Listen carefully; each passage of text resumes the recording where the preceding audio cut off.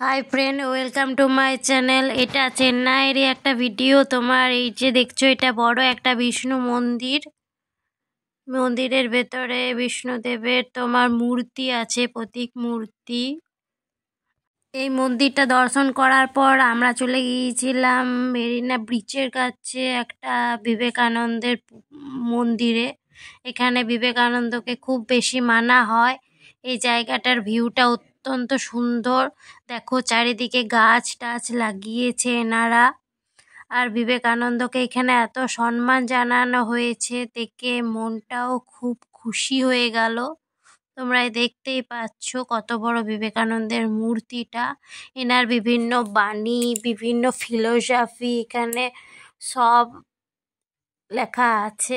এটা মন্দিরটা তখন বন্ধ হয়ে গিয়েছিল, তাই আমরা দেখতে পারিনি, বাইরে থেকেই দেখেছি। অনেকটা সন্ধে হয়ে গিয়েছিল।